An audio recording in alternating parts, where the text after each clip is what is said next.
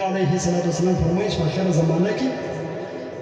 داسې خلک به راسي چې تاسو ته به دا خبرې کوي چې نه به ستاسې پلرو اورېدلي، نه به ستاسې نیکهګان اورېدلي او نه به ته اورېدلي، او داسې لمونځونه به کوي چې ډېر پاسته پاسته لمونځونه به کوي او ډېر په سلو سلو اندازه سره به لمونځونه کوي او ډېرې روژې به نیسي چې د ستاسې روژې به هېڅ روژې نه ورته معلومېږي،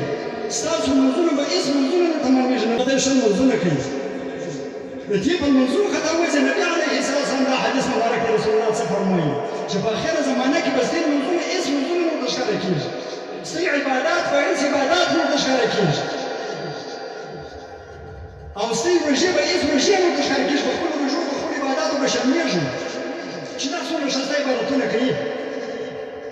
دا په خپله به هم ګمراهي، دا کسان په منځه به نه خطا وځي،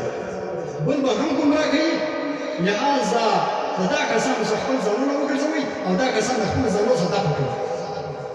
هغه دغه سلفیان وهابیان په شمېر زمین نورالدین هغه په دې قاسي کیلا کې چې کوم دی دی چې دا صفات یې کوي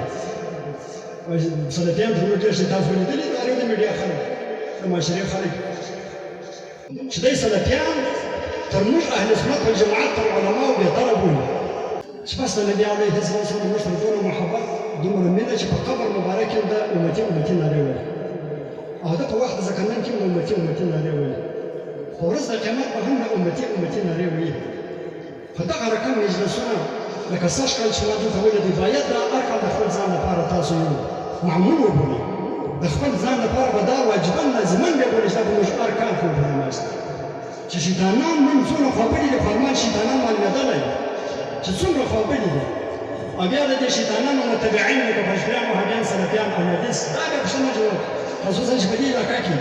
چې دا به بیا نن څومره خوابدي چې هغه په ښوونځي کې وګوره بیا د مجلس وسوي نو دغه مجلسونه جوړوي هر کال دا ټیم نه د مجلسونه جوړوي.